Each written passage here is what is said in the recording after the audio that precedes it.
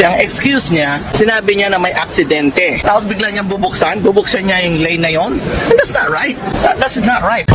Isang video ngayon ang mabilis na kumalat sa social media at talaga namang magpapakulo ng dugo ng maraming netizens. Ito ay ang naging karanasan ng isang pasahero sa NAIA Airport Terminal 3 na punong-puno ng pagkadismaya. Hindi dahil sa traffic, kundi dahil sa harap-harapang pagsisinungaling ng isang airport security guard na tila naging diskriminasyon dahil sa hindi patas na pagtrato ng isang guard sa NAIA Airport na ayon sa ating kabayan, hinarang daw ang kanilang sasakyan ng isang guard sa mismong departure area. Nakiusap daw sila na may kasama silang naka-walker pero hindi daw sila pinagbibigyan dahil ang naging katwiran daw ng guard ay may aksidente daw sa unahan. Pero nang makaalis daw ang kanilang sasakyan, laking gulat umano nila dahil nakita daw nila na binuksan daw ng guard ang cone para sa ibang sasakyan kung saan daw sila mismo hinarang at ang sinabi umanong aksidente ay imbento lang daw ng gwardya. Ang point ko dito is, it's not telling the truth.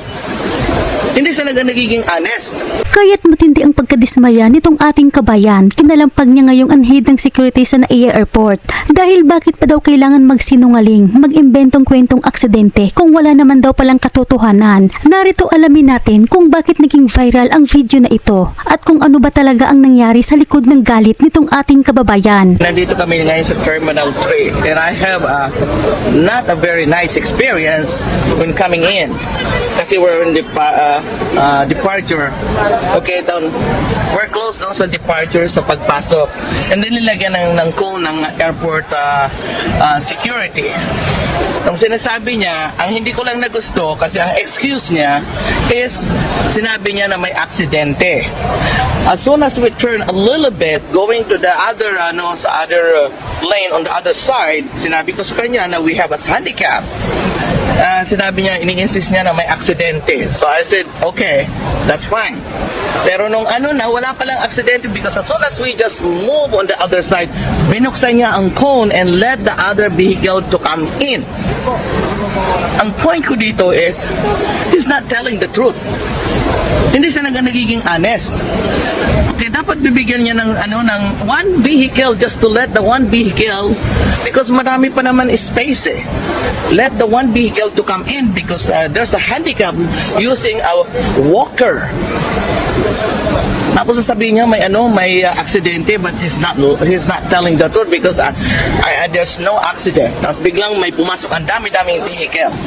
So please, this is i-address ko rin to sa in charge ang head ng security here at the airport in Terminal 3 because now we just arrived here at 6:30.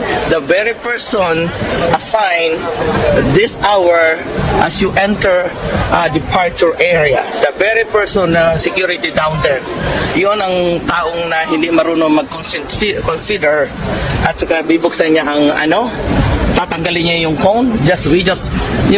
Umalis na kami ng few, papunta pa lang kami sa another sa kabilang sabi pa nga niya drop off. In spite of the fact na sinabi ko we have a handicap. Tapos bigla niyang bubuksan niya yung lane na yon. And that's not right. That's not right. Sorry. And they need to pay attention. They really need to pay, and they need to be honest.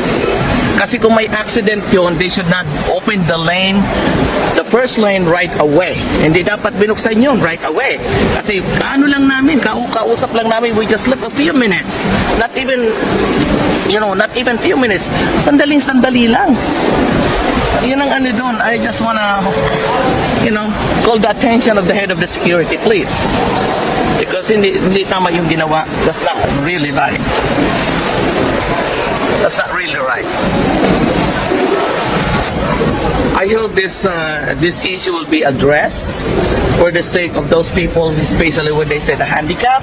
We need to give priority to handicapped people, senior people. Okay? Kasi mahina mga tuhod na yan. They cannot walk very far. And my sister is handicapped with a walker. Thank you for watching. Bye for now. Kung kayo ang tatanungin kabayan, ano ang mas matindi para sa iyo? Yung traffic sa airport o yung gwardya na harap-harapang nagsisinungaling sa iyo na may aksidente raw kahit wala naman? Tama ba ang ginawa ni kabayan na ireklamo ito? Pakikomento ang inyong saloobin at pananaw. Salamat at palagi po kayong mag-ingat kung saan man kayo ngayon.